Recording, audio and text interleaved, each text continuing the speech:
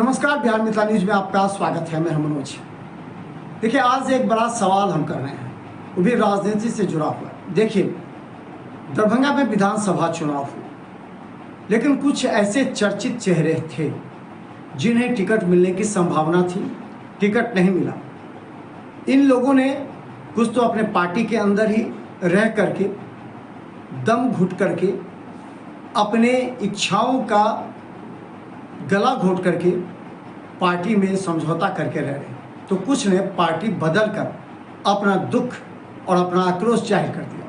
हम आज जिक्र करेंगे दरभंगा के कुछ ऐसे ही नेताओं का, जिन लोगों ने चुनाव से पहले, यानी कि चुनाव से 6 महीना साल भर पहले से अपनी रणनीति, राजनीति और अपने तेवर दिखा रहे थे और जनता के बीच क्षेत्र में जाकर काम कर रहे थे और पार्टी नेताओं को बता रहे थे, देखिए हम पार्टी के लिए कितना काट कर रहे हैं। लेकिन चुनाव से पहले ऐसे नेताओं को दरकिनार कर दिया, कुछ को तो ऐन वक्त टिकट के समय दरकिनार कर दिया गया। ये आखिर अब ये लोग क्या करेंगे, इन लोगों का भविष्य क्या है, राजनीतिक भविष्य क्या है। देखिए, हमने कई लोगों से बातचीत की और भी कई नेताओं से। इन नेताओं से जब हमने बात की तो ये 6-7 चेहरे हम आपको बता दीजिए, सुन लीजिए। बद्री पूर्वे नंबर 1, बद्री पूर्वे पहले आपको VIP से थे, इन्हें उपाध्यक्ष बना दिया गया था, राष्ट्रीय उपाध्यक्ष। इन्हें बहुत प्रलोभन दिया गया, टिकट नहीं मिला। अंत में पूरे जोड़ तोड़ के साथ, पूरे खर्चा होने के बावजूद भी, लोगों से ताना सुनने के बाद इन्होंने निर्णय लिया कि अब हम इस पार्टी में नहीं रहेंगे, अब इस पार्टी का कोई वजूद नहीं है और रहा भी नहीं। और उन्होंने अपना त्याग पत्र देकर भारतीय जनता पार्टी में शामिल हुए। धर्मेंद्र प्रधान के द्वारा इन लोगों को भाजपा की शपथ दिलाई गई और भाजपा में आगे बद्री पूर्वे। एक चेहरा बद्री पूर्वे का है। दूसरा चेहरा समझिए, कुमार गौरव। कुमार गौरव को हाईघाट विधानसभा से टिकट मिलने की संभावना थी। वो लगातार 1 साल से काम कर रहे थे जनता के बीच में, और जब बड़े नेता थे, चाहे वो संजय यादव हों, चाहे तेजस्वी यादव हों, भोला यादव हों, सिद्दीकी हों, ललित यादव हों, सभी के संपर्क में थे और वो अपने कार्य के बल पर वो टिकट चाह रहे थे और उनसे वार्ता भी हुई थी। 1-2 राउंड वार्ता हो गई थी टिकट की, लेकिन ऐन वक्त पर टिकट CPM को मिल गया और टिकट से वंचित हो गए। क्या किया? कुमार गौरव को इतना धक्का पहुंचा, उन्होंने कहा कि जिस पार्टी के लिए हमने इतना खर्च किया, लाखों रुपए खर्च किए, जनता के बीच अपनी छवि बनाई, राष्ट्रीय जनता दल की मेंटलिटी का, विचारधारा का, अब वो छवि हमारे लिए नहीं रहा। अब वो भारतीय जनता पार्टी की छवि के अनुसार कर रहे हैं। उनको भी धर्मेंद्र प्रधान ने भारतीय जनता पार्टी की सदस्यता दिला दी। अब वो भारतीय जनता पार्टी के लिए बूथ स्तर पर काम कर रहे हैं। अब तीसरा देखिए, राकेश नायक। राकेश नायक राष्ट्रीय जनता दल के थे और राष्ट्रीय जनता दल में रहकर के उन्होंने राष्ट्रीय जनता दल को मजबूती प्रदान की। कहा जाता है कि वो ललित यादव के काफ़ी नज़दीकी, भोला यादव के भी काफ़ी नज़दीकी। उनका भी पटना के बड़े नेता, चाहे तेजस्वी यादव ने सीधा उन्हें कहा था कि आप काम कीजिए क्षेत्र में, आपको टिकट मिलेगा। इस क्रम में वो लगातार काम करते रहे, लेकिन टिकट जिस दिन दिया जाना था उससे 1 दिन पहले ही उनके नाम की अंदर ही अंदर सहमति बन गई, लेकिन दूसरे दिन सुबह उनका टिकट छीन लिया गया और मुद्दा रखा गया कि बुढ़िया में एक ऐसा वीडियो हुआ था वायरल, जिसकी वजह से उनको टिकट नहीं मिलेगा क्योंकि वो मुस्लिम वोट उनको नहीं देंगे। इस वजह से उनका टिकट छीन लिया गया। अब उनका भविष्य अंधकार में हो गया। अब समझिए, राष्ट्रीय जनता दल में अभी भी वो बरकरार है। हमने एक खबर चलाया था कि अब उनका मोह भंग हो गया राष्ट्रीय जनता दल से, लेकिन अभी तक उन्होंने कोई निर्णय नहीं लिया। यानी कि अभी वो असमंजस में है, क्या करेंगे नहीं करेंगे। लेकिन उनका भविष्य, राजनीतिक भविष्य तो खराब हो गया। अब राष्ट्रीय जनता दल से अगर वो कभी भी खड़ा होंगे तो यही वीडियो उनको बार बार आएगा और कहेगा कोई मुस्लिम उन्हें वोट नहीं देगा, तो फिर राष्ट्रीय जनता दल का टिकट लेने से उन्हें कोई फायदा नहीं है। इसलिए वो सोच में कि करें तो क्या करें, खुलकर बोल भी नहीं पा रहे हैं और खुलकर पचा भी नहीं पा रहे हैं। इस परिस्थिति में राकेश नायक की राजनीतिक चेहरा और राजनीतिक भविष्य दांव पर लगी हुई है।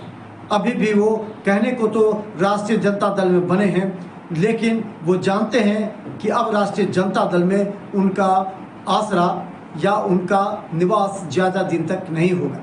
अब उन्हें अपना आवासीय पता बदलना ही पड़ेगा। इस परिस्थिति में वो कई अन्य नेताओं से संपर्क में भी हैं। चलिए आप बता दें आपको, ऐसे ही कई नेता हैं। अशरफ हुसैन को जनता दल यूनाइटेड से टिकट मिलने की पूरी संभावना थी। अशरफ हुसैन इससे पहले भी चुनाव लड़ चुके थे। अशरफ हुसैन को जदयू में पहले से तय था कि वो टिकट मिलेगा। मुस्लिम चेहरे पर इस बार वहाँ चाल चलने की जो राजनीति थी वो चलने की बात हो गई थी, क्योंकि ललित यादव को हराना काफ़ी मुश्किल और कठिन लग रहा था। तो ललित यादव के समक्ष अल्पसंख्यक वोट को काटने के लिए सीधा अशरफ हुसैन को कहा गया था, और अशरफ हुसैन क्षेत्र में काम कर रहे थे, यहाँ तक कि मुख्यमंत्री के कार्यक्रम में भी वो नेतृत्व कर रहे थे। लेकिन अंदर ही अंदर सुलग रहा था, अंदर ही अंदर ये तय हो रहा था भारतीय जनता पार्टी के द्वारा कि यहाँ मुस्लिम चेहरा अगर दिया जाता है तो ये सीट हार जाएगी जदयू। और ये बातें संजय झा के भी नज़र में आ गया, क्योंकि संजय झा को भी भारतीय जनता पार्टी के बड़े नेताओं ने इस सीट पर विस्तृत चर्चा की थी। इसीलिए संजय झा को किसी ऐसे उम्मीदवार की तलाश थी जो कि ललित यादव को हरा सके। इसलिए ऐन वक्त पर अशरफ हुसैन का भी टिकट कट गया, जो कि जदयू के सक्रिय नेता थे और आज भी जदयू के सक्रिय नेता हैं, क्योंकि उनके पास विकल्प नहीं है, वो राजद में जा नहीं सकते। इसीलिए जदयू में अल्पसंख्यक का एक बड़ा चेहरा बन रहे हैं अशरफ हुसैन।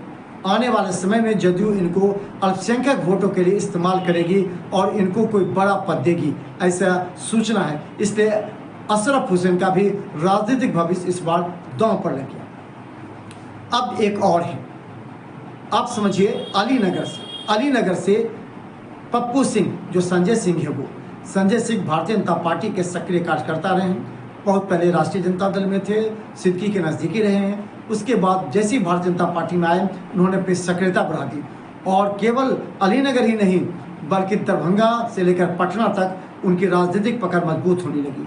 कहा जाता है कि नितिन नवीन के भी काफ़ी नज़दीकी माने जाते हैं संजय सिंह। इस परिस्थिति में उनको टिकट मिलना तय हो गया था, सब कुछ फाइनल था।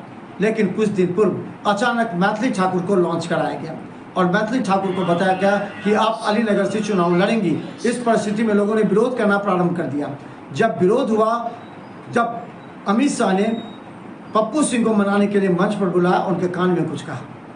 इसके बाद पप्पू सिंह ने साफ कहा कि जो केंद्रीय नेतृत्व करेगा वो होगा, और इसके लेकर के पप्पू सिंह ने पूरी तरह मेहता के साथ मदद करना प्रारंभ किया और भारतीय जनता पार्टी और मैथिली ठाकुर को मदद करते उसने जीत दर्ज कराई। हालांकि उन्हें महामंत्री बना दिया गया भारतीय जनता पार्टी की, लेकिन अभी राजनीतिक जो उनकी भविष्य है वो भी दांव पर लगी हुई है कि आगे पार्टी उनसे क्या काम कराएगी, उनसे किस तरह चुनाव लड़ाएगी, तो अभी वो भी दांव पर है। तो ये दरभंगा के कुछ ऐसे खास चेहरे हैं जिसका आज हमने आपको जिक्र किया है। ये चेहरे वो हैं जिन्होंने अपनी राजनीतिक और रणनीतिक पकड़ मजबूत की थी, लेकिन 2025 विधानसभा चुनाव से उनके चेहरे पर निराशा के भाव झलकने लगे हैं। अब यह तय करना है कि ये 6 व्यक्ति किस तरह अपनी रणनीति को मजबूत करेंगे और बिहार में अपनी राजनीतिक पकड़ मजबूत करेंगे। हमारी पैनी निगाहें हर पर है। देखते रहिए बिहार मित्र न्यूज़। फेसबुक पर फॉलो कीजिए, यूट्यूब पर सब्सक्राइब कीजिए। GT+ केबल पर लाखों लोग हमें देख रहे हैं। धन्यवाद।